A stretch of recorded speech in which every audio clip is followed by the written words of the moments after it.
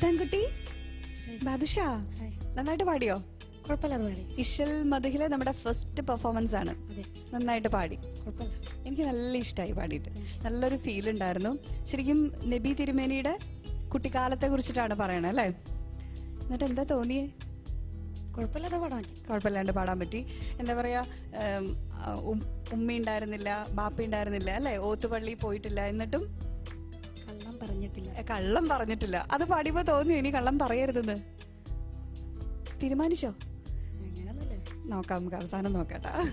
അപ്പൊ ഇനി നമുക്ക് പാട്ടിന്റെ ഡീറ്റെയിൽസിലേക്ക് കിടക്കാം. ഫൈസൽ സർ,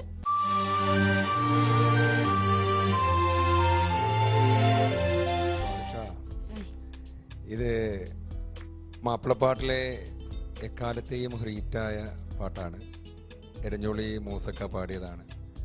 ഇതിൻ്റെ ഒരു പ്രത്യേകത, ഒരു കവി എന്നതിലപ്പുറം മാപ്പിളപ്പാട്ടിനെ കുറിച്ച് ഒരുപാട് ചിന്തിക്കുകയും മാപ്പിളപ്പാട്ടിനെ മലയാള സാഹിത്യത്തിൻ്റെ അല്ലെ സംഗീത ശാഖയുടെ മുഖ്യധാരയിൽ കൊണ്ടുവരാൻ എപ്പോഴും പരിശ്രമിക്കുകയും ചെയ്തൊരു മഹാനായ എഴുത്തുകാരനുണ്ടായിരുന്നു, ഒ ആബു സാഹിബ്. അദ്ദേഹം എഴുതിയതാണ്. അപ്പോൾ നമ്മുടെ തലശ്ശേരി ഉമ്മർക്കയുടെ നാട്ടുകാരൻ തന്നെയാണ് ആബു സാഹിബ്. ആബു സാഹിബിൻ്റെ അറബി മലയാള സാഹിത്യ ചരിത്രം എന്ന പുസ്തകം നാഷണൽ ബുക്ക് സ്റ്റാൾ പ്രസിദ്ധീകരിച്ച പുസ്തകമായിരുന്നു ഒരു കാലത്ത് ഇത് സംബന്ധിച്ച് പഠിക്കുന്നവർക്കുള്ള ഏക റെഫറൻസ് ഗ്രന്ഥം. അങ്ങനെ ഒരുപാട് പാട്ട് എഴുതി, ഒരുപാട് പുസ്തകങ്ങൾ എഴുതി ഈ മേഖലയെ സമ്പന്നമാക്കിയ ഒരു മഹാനായ കലാകാരനായിരുന്നു ഒ ആബു സാഹിബ് തലശ്ശേരിയിലെ. അദ്ദേഹം എഴുതി എന്നുള്ളത് ഈ പാട്ടിൻ്റെ മാറ്റുകൂട്ടുകയാണ്. പിന്നെ ഇതിലെ മൂസക്ക എല്ലാ സ്റ്റേജിനും പാടാറുള്ള പാട്ടാണ്. ചാന്ത് പാഷയാണ് സംഗീതം ചെയ്തത്, ഉസ്താദ് ചാന്ത് പാഷ. അദ്ദേഹം നമ്മോടൊപ്പമില്ല. ചാന്ത് പാഷ സംഗീതം ചെയ്ത മനോഹരമായ ഒരു ഗാനമാണ്.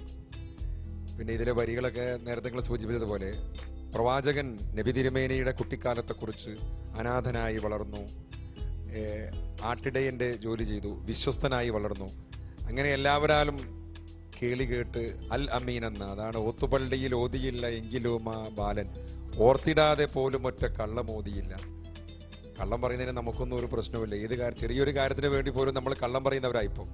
നമ്മുടെ ഉപ്പയോടോ ഉമ്മയോടോ എന്തെങ്കിലും ഒരു ചെറിയൊരു പൈസ കിട്ടാൻ വേണ്ടിയോ അല്ലെങ്കിൽ ഒരു സ്ഥലത്ത് ടൂർ പോകുന്നതിന് വേണ്ടിയോ നമ്മൾ കള്ളം പറയും, ചെറിയ വിഷയത്തിന്. എന്നാൽ ഓർത്തിടാതെ പോലും ഒറ്റ കള്ളം ഓതിടാത്ത പ്രവാചകനെ കുറിച്ച് എന്നിട്ട് പറയാണ്, നേടി അൽ അമീൻ എന്ന ഖ്യാതി സത്യശീലൻ.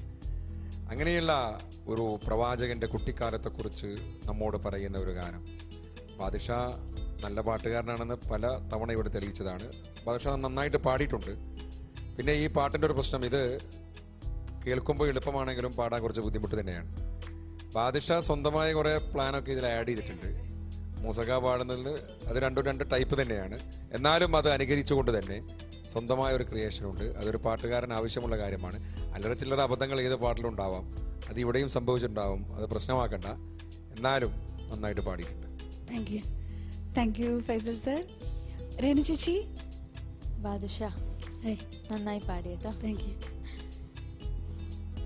മാഷ് പറഞ്ഞ പോലെ തന്നെ മൂസക്കാട് ഒരു ഹിറ്റായിട്ടുള്ളൊരു സോങ്ങാണിത്. എനിക്ക് ഫസ്റ്റ് അനുപല്ലവിയിലൊരു ചെറിയ, പിന്നെ പൊതുവേ എനിക്ക് തോന്നുന്നു കഴിഞ്ഞ പാട്ടിലേക്ക് ഒരു ടെൻഷൻ കൂടുതലുണ്ടായിരുന്നു ഇപ്രാവശ്യം പാടുമ്പോൾ എന്ന് എനിക്ക് തോന്നി.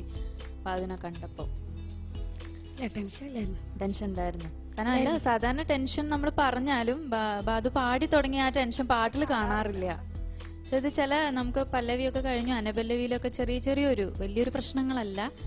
ഇങ്ങനെ വന്നപ്പോൾ എനിക്ക് തോന്നി ഇനിയിപ്പോൾ ചരണോ അങ്ങനെയൊക്കെ എന്തെങ്കിലുമൊക്കെ ഒരു ഇത് വരും, മൊത്തം ഒരു ടെൻസ്ഡ് അങ്ങനെ നമ്മൾ പറയൂലേ, അങ്ങനെ എനിക്ക് തോന്നി.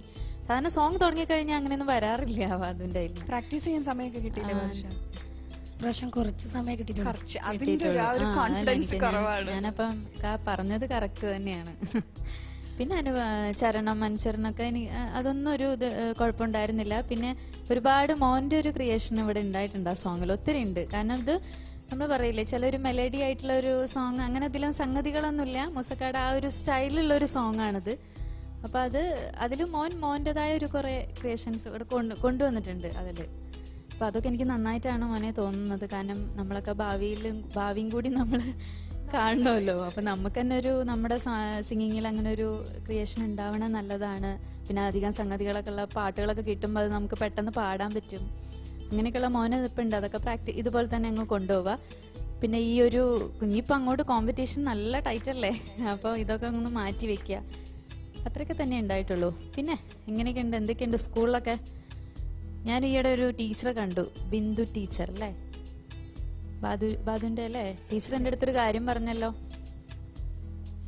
എന്താണ് ടീച്ചറിൻ്റെ അടുത്തൊരു കാര്യം പറഞ്ഞു. ടീച്ചർ ഞാനിങ്ങനെ ഒരു ഷോപ്പ് അതിൽ വെച്ചിട്ടാണ് ടീച്ചർ പെട്ടെന്ന് തന്നെ ഇങ്ങനെ ഞാൻ ബാദുവിന്റെ സ്കൂളിലെ തന്നെ ടീച്ചറാണെന്ന് പറഞ്ഞിട്ടാണ്. ബിന്ദു അല്ലേ, ബിന്ദു ടീച്ചർ അല്ലേ, അതെന്താ ടീച്ചർ എന്ന് പറഞ്ഞപ്പോ പിന്നെ ടീച്ചറെ ഓർമ്മയില്ല. കഴിഞ്ഞ എപ്പിസോഡിൽ ഒരു ഇതായി പോയേ. ബിന്ദു ടീച്ചർ അല്ലായിരുന്നു അതെ, ചെയ്തത്? അതെ, അതുപോലും അത് മറന്നുപോയി. ഇല്ല കേട്ടോ, നല്ല നല്ല കുട്ടി എന്നാണ് പറഞ്ഞത്. അവരൊക്കെ നല്ല സപ്പോർട്ട് ചെയ്യുന്നുണ്ട് എന്ന് പറഞ്ഞു. പിന്നെ നല്ല മിടുക്കനായിട്ട് പഠിക്കും. അതല്ലേ, അതാണ് ടീച്ചർ എന്നോട് പ്രത്യേകം പറഞ്ഞൊരു കാര്യം, അതാണ് നന്നായിട്ട് പാദുഷ പഠിക്കും. അപ്പൊ നമ്മൾ ആ ഒരു ടൈമും ഒക്കെ സ്കൂൾ ഒക്കെ പ്രശ്നങ്ങൾ അതൊക്കെ ആള് മേക്കപ്പ് ചെയ്ത് നന്നായിട്ട് പഠിക്കും എന്ന് പറഞ്ഞു. അപ്പൊ എനിക്കത് കേട്ടപ്പോ നല്ല സന്തോഷം തോന്നി കേട്ടോ. കാരണം പാട്ടിന്റെ ഒപ്പം തന്നെ ആ പഠിത്തം കൂടി നന്നായിട്ട് കൊണ്ടുപോകുന്നുണ്ടല്ലോ. എന്തായാലും അതൊക്കെ മോനെ നന്നായിട്ട് സൂക്ഷിക്കുക. All the best. Thank you Renu ചേച്ചി. കള്ളല്ലേ? ബിന്ദു ടീച്ചറുടെ അടുത്ത് പറഞ്ഞായിരുന്നോ രേണു ചേച്ചിയുടെ അടുത്ത് നല്ല കാര്യം മാത്രമേ പറയാൻ പാടുള്ളൂ എന്ന്? പറഞ്ഞിട്ടില്ല? ടീച്ചർ ശരിക്കും പറഞ്ഞത് തന്നെയാ അല്ലേ? ഉറപ്പാണോ? ഉറപ്പാണ്. ഓക്കെ, ഇനിയപ്പോൾ നമുക്ക് ഉമ്മർ സാറിനോട് ചോദിച്ചു നോക്കാം. പാട്ട് എരഞ്ഞോളി മൂസക്ക പാടി പിച്ചാക്കിയ പാട്ടാണ്. നല്ല പാട്ടാണ്, നന്നായി പാടിയിട്ടുണ്ട് മോനി. കുറെ പ്ലാനിങ് മോന്റെ വക കുറെ കൂട്ടിയിട്ടുണ്ടായില്ലേ, ഏതായാലും നന്നായി. പക്ഷെ പ്ലാനിങ് ഓവറായി പോറും എന്നേ പറയാനുള്ളൂ. എന്നാലും നന്നായി പാടി, മോശമില്ല, നല്ല ഭാവിയുണ്ട്. ഇനിയും കൂടുതൽ നന്നായി പാടാൻ പഠിച്ചവനെ അനുഗ്രഹിക്കട്ടെ. ശരി, thank you sir. Shan sir. ബാദു, എനിക്ക് രേണത്ത ബിന്ദു ടീച്ചറെ അറിയൂന്ന് ചോദിച്ചപ്പോഴുള്ള ബാദുവിന്റെ റിയാക്ഷൻ, അതല്ല നല്ലതാണോ ചീത്തയാണോ പറഞ്ഞേക്കണേന്നൊരു കൺഫ്യൂഷൻ. ഏത് ബിന്ദു ടീച്ചർ? കഴിഞ്ഞ എപ്പിസോഡിൽ ബിന്ദു ടീച്ചറാണ് എനിക്ക് ഡ്രസ്സ് സെലക്ട് ചെയ്തത്, അങ്ങനെ ഇങ്ങനെയൊക്കെ പറഞ്ഞ് പെട്ടെന്ന് ബിന്ദു എവിടെയോ കേട്ട് പരിചയമുണ്ടല്ലോ. ആ ഒരു ഇത് എന്തായാലും ഭാഷ നന്നായിരുന്നു മോനെ, പാട്ടൊക്കെ നന്നായിരുന്നു, നല്ല ഫീൽ ഉണ്ടായിരുന്നു. പിന്നെ ഈ പറഞ്ഞ പോലെ ഒറിജിനൽ സോങ് ഒരു ഡിഫറെന്റ് കളർ മുൻ കൊടുത്തു, വേറൊരു പെയിന്റ് അടിച്ചു, നന്നായിരുന്നു. പക്ഷെ എനിക്ക് ആകെ ഫീൽ ചെയ്തൊരു കാര്യം മാത്രമേ ഉള്ളൂ, ബാദ്ഷയുടെ പാട്ട് നമ്മൾ വിലയിരുത്തുന്നത് ബാദ്ഷയുടെ ഇതിനു മുമ്പുള്ള പാട്ടുകളൊക്കെ ആയിട്ടാണ്. അപ്പൊ ആ ഒരു ലെവൽ വരെ ഒരു 100% എത്തിയോ എന്നൊരു സംശയം മാത്രമേ ഉള്ളൂ. ഈ പറഞ്ഞ രേണത്ത പറഞ്ഞല്ലോ എന്തോ ടെൻഷൻ കാര്യങ്ങൾ, അത് എനിക്ക് അങ്ങനെ മാത്രം ഒന്ന് ഫീൽ ചെയ്തു. ഒരു ബാദ്ഷാ ലെവൽ പെർഫെക്ഷൻ ഉണ്ടല്ലോ, അപ്പൊ ആ ഒരു പെർഫെക്ഷനിലേക്ക് എത്തിയോ എന്നൊരു ക്വസ്റ്റ്യൻ മാർക്ക് മാത്രമേ ഉള്ളൂ. ബാക്കി വേറെ കുഴപ്പങ്ങളൊന്നുമില്ല. Thank you sir. ഇനി ചോദിച്ചു നോക്കാം മാർക്ക്. അപ്പം ഇനി സ്കൂളിലുള്ള ബാക്കി ടീച്ചേഴ്സിനോടെല്ലാം പറയണം, നമ്മുടെ ജഡ്ജസിനെല്ലാം കാണുമ്പോൾ പറയണം നല്ലത് മാത്രമേ പറയാൻ പാടുള്ളൂ എന്ന്. വേറെ കുറുമ്പെന്തെങ്കിലും കാണിക്കാറുണ്ടോ സ്കൂളിൽ?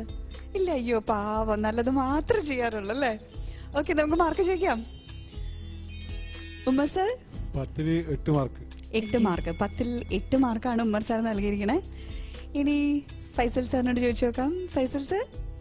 30ൽ 27. 30ൽ 27 മാർക്ക്. ഷാൻ സർ.